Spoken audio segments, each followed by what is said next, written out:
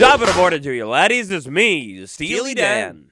This week, the beautiful Chaos Cubed update of all time, it kicked off, and I've been doing nothing but diving into it, playing with it, and most importantly, bouncing those balls, the sulfur balls.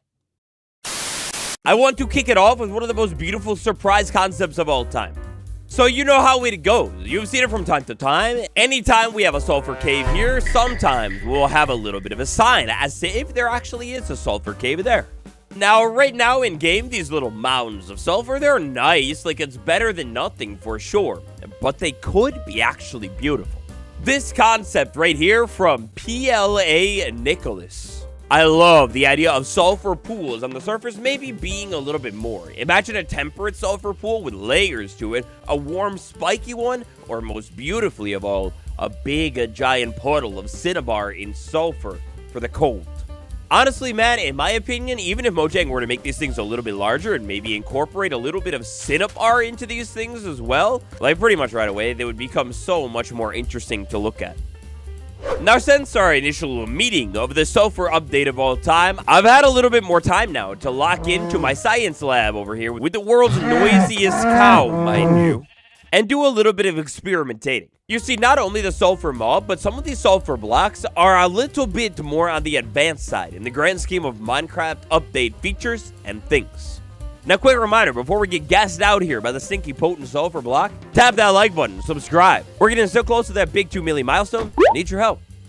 Potent sulfur. This stuff really stinks, man. I think this is the block making that nasty smell that you smell every time you play this update. Now, potent sulfur, the first move that I wanted to do with this block being sulfur and all, compare it to the other sulfur tones, even if these tones do end up changing. Right now, potent sulfur is way more yellow, much more noticeable. Now, as we know, potent sulfur is the version of sulfur that makes you nauseous in the water. But let's say you had it in the water. How far away from potent sulfur can you be without becoming nauseous? So in the middle, I've got potent sulfur, and then I've discovered that 2 blocks out in a square block area all around the potent sulfur seems to be the area in which you'll get nausea. That goes to say, as soon as I step onto this yellow wall right here, the sounds of sulfur will begin to kick in a little bit more intensely. At least sometimes. And I get all nauseous. But as soon as I back out of the wall and I am more than 2 blocks away from this thing, well, the nausea, it doesn't really seem to do much of a thing. The only difference here that I've noticed with my little setup is if I am directly in line with the sulfur. Then its reach is extended out to 3 blocks. So that goes to say our actual sulfur radius affecting range looks a little bit something like this. And as you might notice here, the effect range seems to be the same area in which you'll be able to see the particle effects appear above the water. Now look, man, sulfur was all of the rage inside of this preview, but it was not the only thing. There were actually quite a few other changes inside of this preview as well. We've got even more advancement of the toggle that we call voxel shapes. I took a look at it. I couldn't really notice a difference in game, but it's here. But even more intriguingly, a feature that was right in front of our eyes the whole time. Experiments. There is actually another brand new experimental toggle. We've got drop 2, but we also have experimental custom projectile features. 4 words, you try and say those 5 times fast. Now, my first thought here, ooh, excitement. Jump into a world, mess with a projectile, maybe an arrow or something, and yeah, it's gotta feel different for sure. They're working on them, right? Wrong. Kind of incorrect here. Checking out this experimental custom projectiles jazz, this seems to be a little bit more for add-on creators. It's all about being able to actually make different projectiles in the game and what you can do with them. So that goes to say that I do not believe our current vanilla projectiles, things like tridents or shot arrows, I don't think they were affected at all. Oh, man, now the star of this show, the sulfur cube, dude. Don't you just want to put a block inside of this thing and whack it around a little bit? It's so cool. I love how it will be like, you know, just sliding, bouncing around the world like that and completely frozen. Actually, look at those poor eyes. Those are eyes of suffering. I feel terrible. So first up here, I've learned, I don't know if this is meant to be like this, but if you have a block inside of the sulfur cube and you have another block that can go inside of a sulfur cube that is different, you don't even need to shear the sulfur cube to switch the block out. You could actually just straight up use the block, even in survival Minecraft, on the sulfur cube. And it'll automatically switch out, and the other block just is thrown, puked out onto the floor. So that's kind of cool. But how many cubes could a sulfur cube cube if a sulfur cube could cube cubes? Good question. The answer, specifically, 9 different types of the sulfur cube that you could have inside of the game. 9 cubes with different properties, but almost an infinite amount of different cubes with blocks inside of them. For example here, when we're talking about the sulfur cube with wool inside of it, it becomes what is called a light sulfur cube. Well, of course, you can put any color of wool inside of this sulfur cube. It's not restrained to just like a few colors or anything like that. So keep in mind that for every one of these 9 categories we're taking a look at here, there is not just one block, other than for sticky. There's only one block right now. So here I've set up a little area with the signs corresponding to what type of movement will happen to the sulfur cube if you put one of those blocks inside of it. For example, something like stone, this is basically our default moving sulfur cube. If I go ahead and whack and smack that guy, this is basically the default of sulfur cube movement physics. Like if there was nothing special about it, that's how it would move. On the other hand though, if we put any type of wood block inside of this thing and hit it, well, that's the bouncy one. You can see that it moves much farther than the stone one, slides a little bit more. And depending on the angle in which I hit it and how hard I hit it, yeah, it bounces a little bit. Ice ones are all about this sliding. So if I go ahead and hit a sulfur cube, it doesn't move very far, but man, does it slide around. Keep in mind that momentum affects the sulfur cube as well. Put a moss block inside of the sulfur cube, and its movement is now called fast flat. Take a look at this. If I hit it, it doesn't bounce very much, but it does move really quick and slides around. This one kind of has a tendency to like stick to the floor or whatever when you hit it. Something like soul sand inside of this thing, intriguingly, it becomes really heavy. This one has high resistance, which means when you hit it, oh, it doesn't move very much at all. The resistance on this buddy, it's so heavy. That's kind of intriguing. What does that mean for souls in the game? Are they heavy? Whoa, the one we were just bouncing around a minute ago. The wool is considered light, which means when I hit it, I mean, it moves a little bit, but this one is a little bit more about how it will respond when it's falling down. I'll show you in a second. Moss was fast flat. Iron or other ore blocks like this is slow flat. If I hit it, it sticks to the ground, but it doesn't move very quickly at all. In all honesty, this is kind of similar to the high resistance one, but as you might be able to notice here, the ore block, it actually does move a little bit more than something like soul sand. I did not think we would get lore reveals from the sulfur cube, but I guess here we are. Next up, you put something like mushroom blocks inside of it, and not only does it look like a teenager with a ton of pimples, but it is now slow and slidey. So it's kind of slippery like ice, but moves much more slower there, you can see.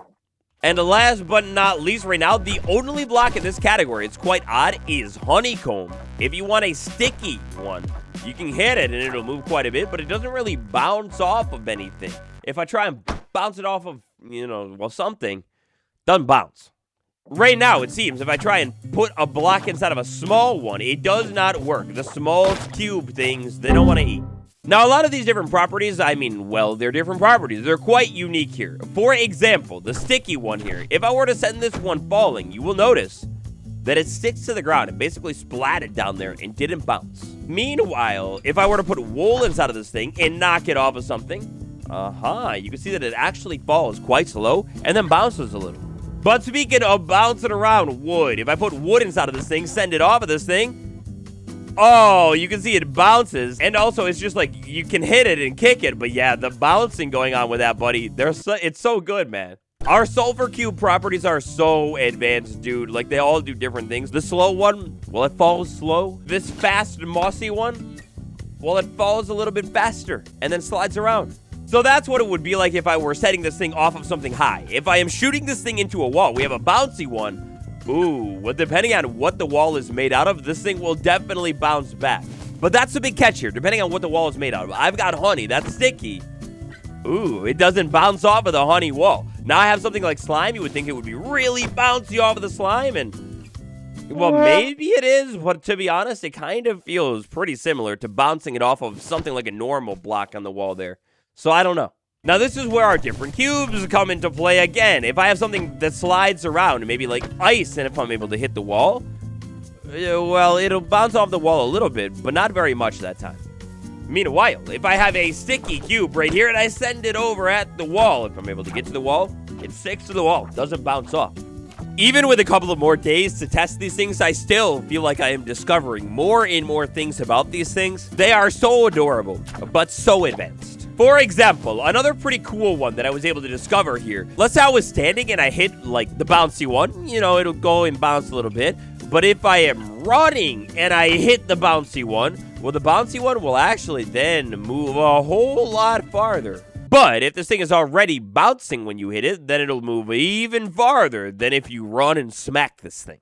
Also, if I charge this thing and deal like a little bit more damage to it, like hit it with a sword, then it will move even farther than it would if I was running and hitting it with my fist. I have also discovered small little cubes. They don't drop anything. And the coral. You can preserve coral inside of these things right here. The coral will never dry out. So that confirms the sulfur cube, the insides are quite wet.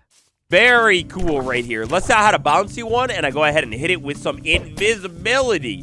The cube is gone, but the block is not, which means I could make the mob invisible. Excuse my invisibility-ness, but you have an invisible mob and now a fake block that you can run around and hit. Another pretty crazy one that is being ruined by the Wandering Trader. The Wandering Trader can go inside of a cube. It's pretty brutal looking. I'm not going to show it on camera.